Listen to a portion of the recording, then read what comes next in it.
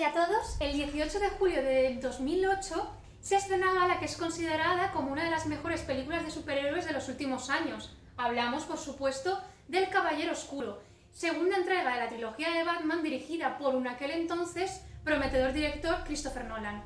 Más allá de la espectacularidad de sus escenas de acción o del personal estilo de su director, el cual explotaría en películas posteriores como Interstellar o Dunkirk, la película es recordada especialmente por dos poderosas interpretaciones. Por un lado, la de Christian Bale como un carismático Batman, pero sobre todo por la de Heath Ledger dando vida a Joker, cuyo trabajo mereció un Oscar de la Academia a título póstumo y asentó las bases tanto de los posteriores Jokers como de los futuros malos de película, elevando al presente villano a la categoría de icono cinematográfico, a la altura de Darth Vader o de Hannibal Lecter. Sin embargo, y tras analizarla detenidamente, hemos detectado un cierto tufillo fascista, ¿verdad? En la misma, sobre todo en lo que se refiere a la construcción de la ciudad de Gotham y las actitudes o comentarios que dicen algunos de los personajes a lo largo de la película. Es por ello que en el presente vídeo y primera desconstrucción vamos a analizarla desde la perspectiva de la teoría fascista. Por supuesto, cabe decir que este es un análisis de la película y fílmico de ella, no de los cómics. Pero antes que nada, vamos a hacer un montón de spoilers. Así que si no has visto la película, pausa el vídeo, ve a verla y luego flipa con la interpretación de Heath Ledger, vuelve y disfruta. ¿Es el Batman de Nolan un fascista? ¿Cuáles son nuestros argumentos? Somos José y Andrea y estos son ¡Malditos culturetas! ¿Haces cosas? Sí, ¿Cosas nazis? sí, Peter, cosas nazis. No podemos hablar del fascismo sin referirnos a ella, a la manipulación del sistema educativo, así como de los medios de comunicación y productos de consumo cultural o político para desvirtuar toda la información y el saber que no se amolde a los ideales del régimen. Este aspecto puede otorgar una falsa legitimidad al caudillo de turno a base de noticias falsas o la demonización del enemigo de turno. Aunque no vemos a Batman censurar o controlar el sistema educativo de Ciudad Gótica para enaltecer su figura, sí que vemos cómo actúa a través de sus socios para mantener su identidad secreta a salvo. Así, su ingeniero de cabecera y director de I+D+I en Industrias Wayne, interpretado por nuestro queridísimo Morgan Freeman, Yo soy él, el creador del cielo y de la tierra, el alfa y la omega. Soy Dios. no tiene reparo alguno en amenazar de forma velada pero clara a Coleman Rice para que éste no desvele la secreta identidad de Bruce Wayne. Si Rice, en lugar de ser abogado, fuera periodista, ¿se habría comportado Fox de forma diferente? No me diga que no reconoció a su criatura aplastando coches patrulla en el informativo de la noche. Bien, tiene a todo el departamento de I+D gastándose una fortuna aparentemente en móviles para el ejército. ¿Qué le está construyendo ahora? ¿Un cohete espacial? Que su cliente, uno de los hombres más poderosos y ricos del mundo, es un justiciero que se pasa las noches machacando a los criminales con sus propias manos. Y su plan es chantajearle.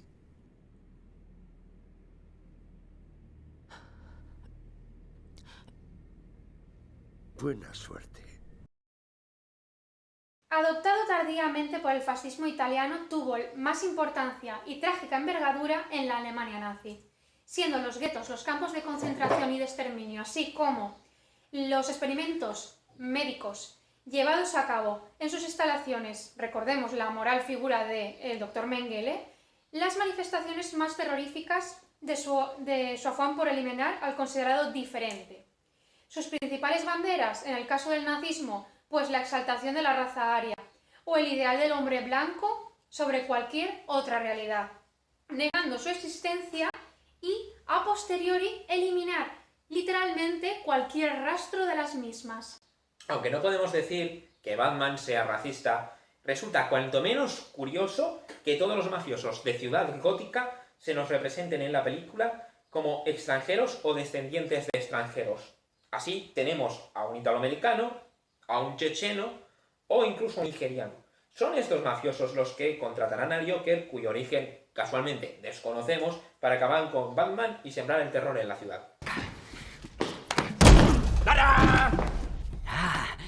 Desaparecido.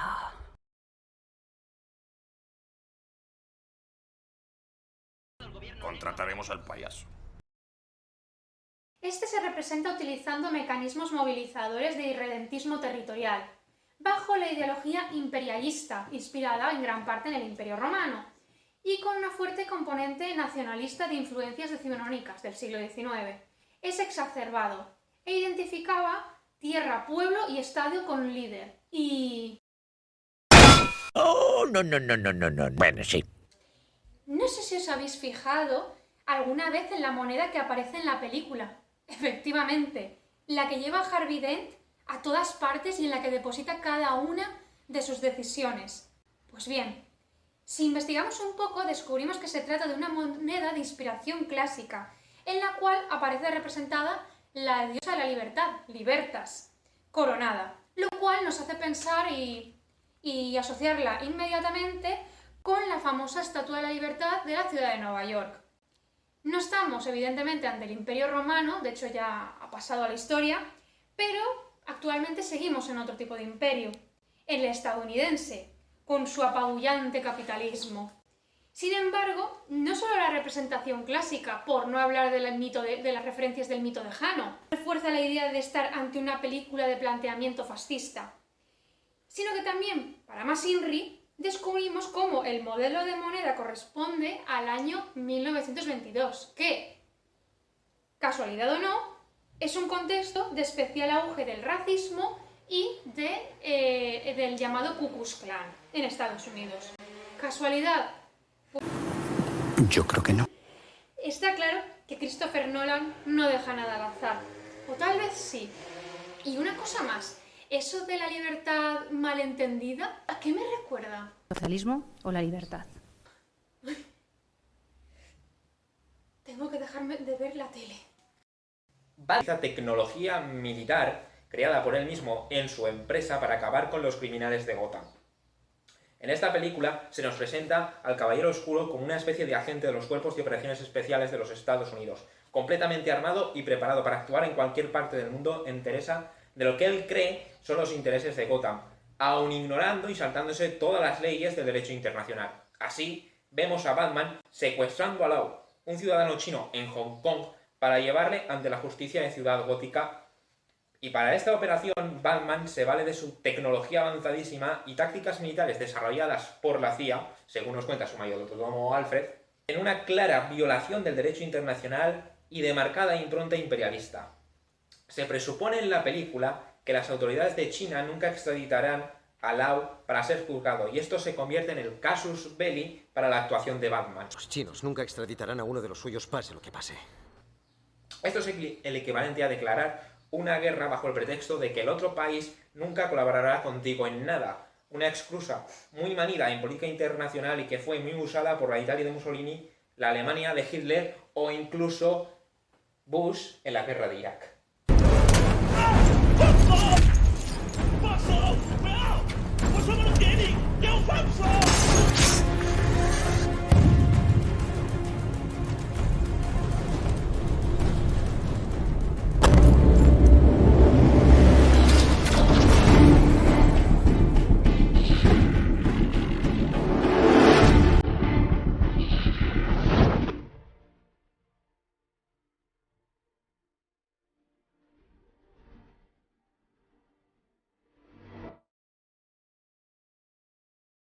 A diferencia de otros vídeos que hemos podido ver en YouTube, es necesario abordar este aspecto no siempre tenido en cuenta en análisis fílmicos de perspectiva histórica. El modelo familiar, ¡oh, sorpresa!, es heterosexual. Es decir, padre, madre e hijos, y cuantos más mejor. Y solo este, y ninguno más, era el modelo premiado, como pasaba en la España franquista con los llamados Premios Nacionales de Natalidad.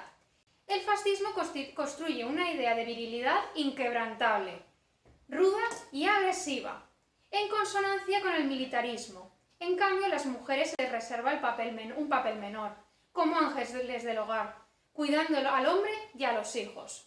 De hecho, el aparato represor y propagandístico del régimen hace creer a las mujeres que al quedarse en sus casas cuidando de sus hijos y haciendo la comidita, están haciendo una gran labor al país, como si fueran soldados de la retaguardia, por decirlo de alguna forma, cuando en realidad no dejaba de evidenciar un machismo y una misoginia tremendas contra las mujeres.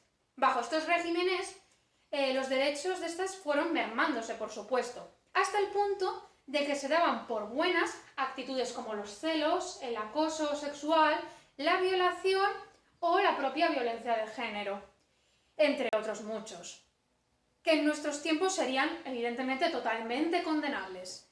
Por supuesto, el fascismo perseguía el feminismo, así como cualquier otro tipo de orientación sexual que no se amoldase a lo establecido.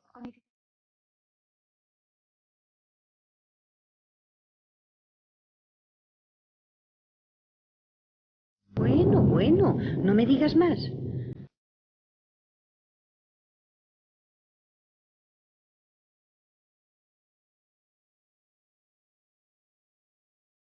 Jura que nunca le falte su copita de coñac.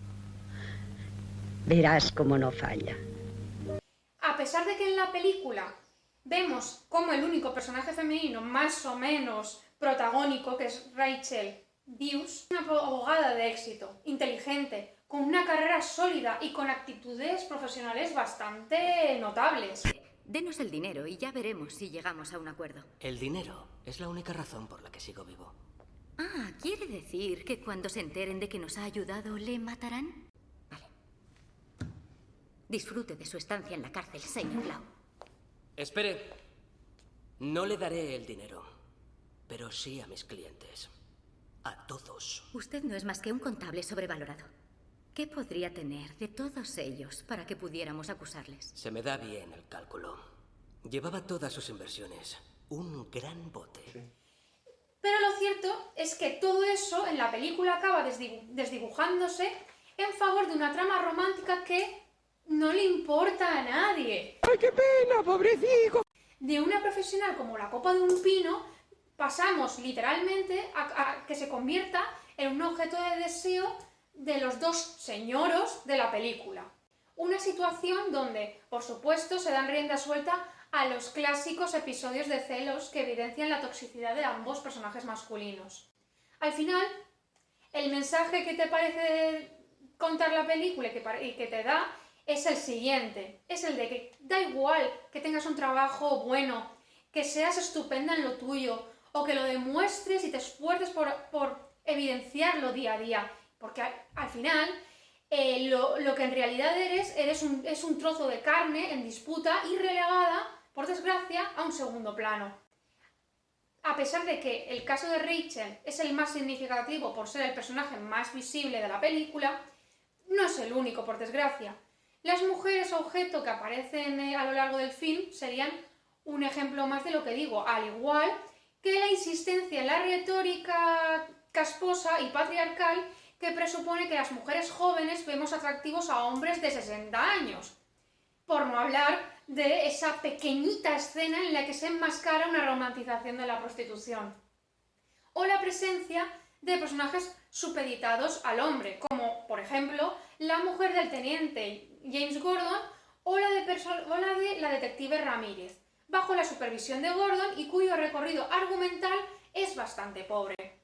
En este sentido, podríamos decir que El Caballero Oscuro, o tal vez Christopher Nolan, reproduce las actitudes misóginas, no solo del fascismo, sino que también de nuestro presente, ya que por desgracia todavía queda mucho por avanzar.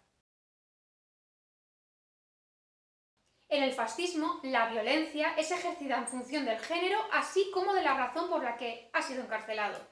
Esta sirve de escarmiento, así como para infundir el miedo en la masa, aunque en ocasiones esta también se guiaba por motivos xenófobos. En efecto, y es que en Batman este justiciero es notablemente violento.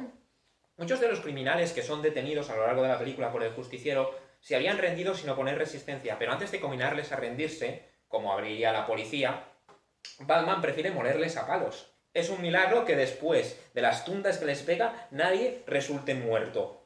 No sé si es un milagro o una conveniencia del guión. Él es el epítome de la violencia. Aunque no porta armas letales, que sepamos, le vemos usar misiles contra infraestructuras y vehículos, que no sabemos si están ocupados o no. Puños americanos con los que golpea a los presuntos criminales y todo tipo de herramientas para dejar cao a sus contrincantes. Además de usar su propio cuerpo como un arma de combate. Del mismo modo, el Caballero Oscuro no tiene remordimiento ni escrúpulo alguno en recurrir a la tortura, como hace con el Joker cuando éste ha sido por fin detenido.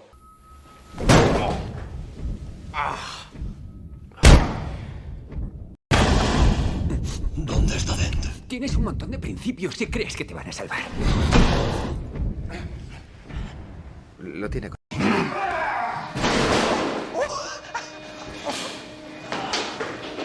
¿Cómo te pones?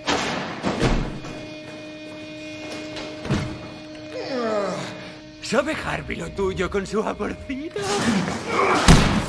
¿Dónde están? Matar implica tomar una decisión. ¿Dónde están? Y cuyo propósito en esta escena es extraer información. ¿No te parece sospechoso que, al igual que Batman, los sistemas fascistas tampoco mostraran el mínimo escrúpulo moral a la hora de torturar a prisioneros con el fin de extraer información para detener a presuntos criminales? ¿Cuánta razón tienes, José? En todo régimen fascista existe tanto un aparato de control directo, ya sea por interrogatorios como el del Joker, tortura como la que se ejerce contra el Joker, o el uso de la violencia como la que se ejerce contra el Joker. Y contra muchos otros. Exacto. Como indirecto, como es el espionaje masivo. Este es ejercido por parte de las fuerzas represoras del Estado contra la población previamente adoctrinada y de algún modo anestesiada para que no sean conscientes o le resten importancia a la flagrante violación de su intimidad. Libros como 1984 de George Orwell, Fahrenheit 451 de Ray Bradbury o El cuento de la criada de Margaret Atwood, críticos en este aspecto, dan buena cuenta de ello.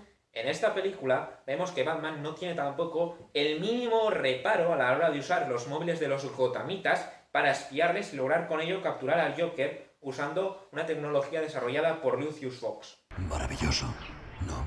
Maravilloso. Inmoral. Peligroso. Ha convertido todos los móviles de Gotham en un micrófono. Y en un emisor receptor de alta frecuencia. Ha cogido mi idea del sonar y la ha aplicado a todos los móviles de la ciudad. Con media ciudad enviándole señales se puede mapear toda Gotham. Esto no está bien.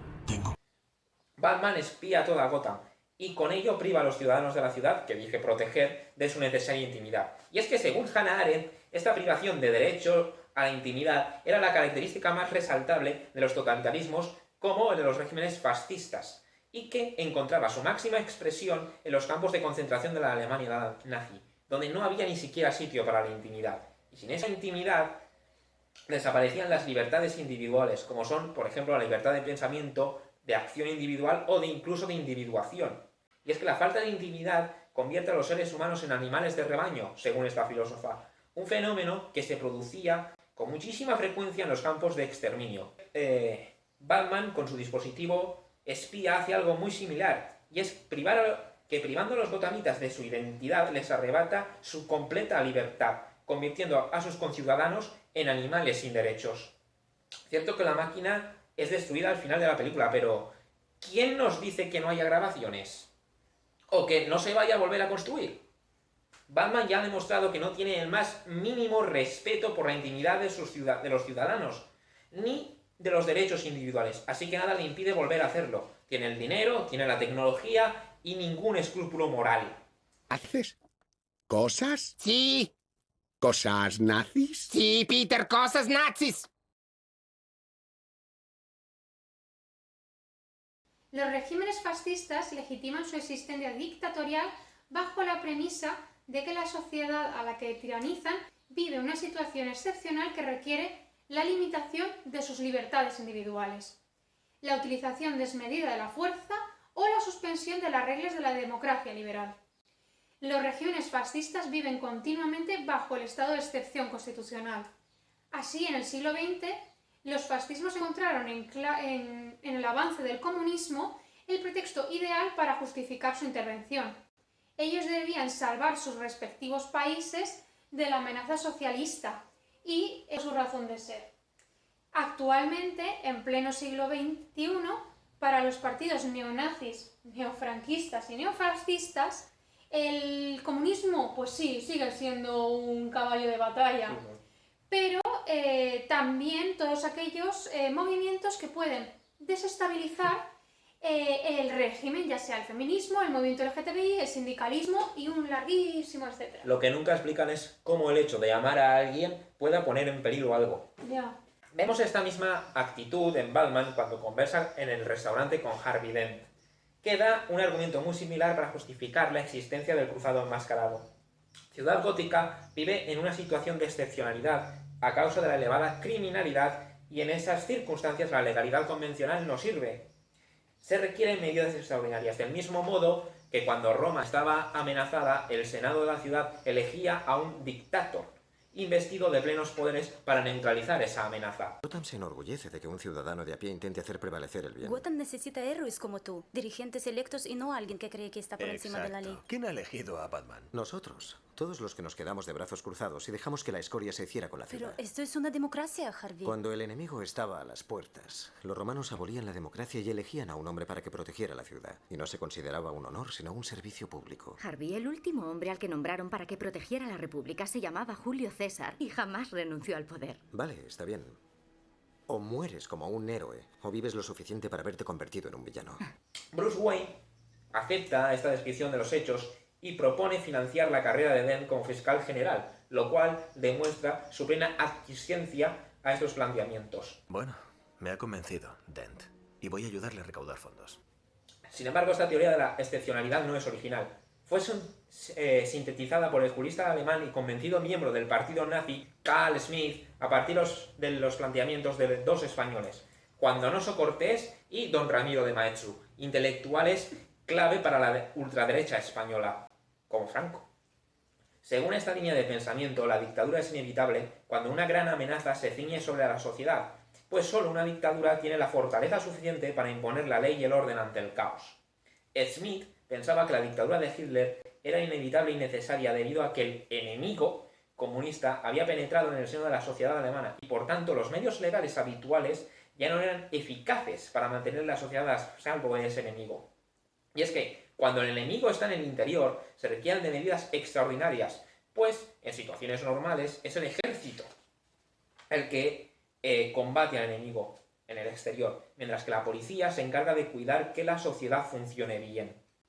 Ahora bien, ¿qué ocurre cuando el enemigo penetra en la sociedad? Entonces la policía se ve impotente y por tanto se requiere la utilización de medios militares para la restauración del orden. Así, la dictadura se configura como una situación excepcional para tiempos excepcionales que permite la utilización de instrumentos que normalmente no se usarían. La dictadura lo que permite es usar el poder militar contra la propia sociedad por el bien de esa sociedad misma. Y esto, a su vez, permite que dadas las circunstancias, se puedan suspender libertades individuales y el derecho democrático. Y esto es lo que Batman precisamente hace. Actuar al margen de la legalidad constitucional y por ello puede saltarse toda la limitación legal que la policía sí debe cumplir, pero que no tiene el mínimo efecto en una situación de guerra abierta. La pregunta es si estos medios son legítimos cuando la situación excepcional es definida de forma unilateral por una única persona. Las democracias cuentan con instrumentos legales para enfrentar este tipo de situaciones, como el estado de alarma, de excepción y de sitio, de los cuales hemos tenido buena prueba con la amenaza terrorista o la pandemia actual. Por supuesto. Pero la naturaleza de estos estados está recogida en las constituciones de los diferentes países y hay leyes que regulan su funcionamiento y cuándo y por quién deben ser declarados, además del tiempo que deben durar. Sin embargo, en la teoría de Smith, como en Batman, no es un parlamento democráticamente elegido el que decide instaurar el estado de excepción, sino un único individuo que con ello se inviste de un poder absoluto por un tiempo ilimitado, como fue el caso de la Italia fascista, la Alemania nazi o la España franquista, donde la teoría de Smith justificó dictaduras larguísimas que se saldaron con miles de víctimas y se sustentaban sobre viles mentiras. Batman no ha sido elegido por nadie.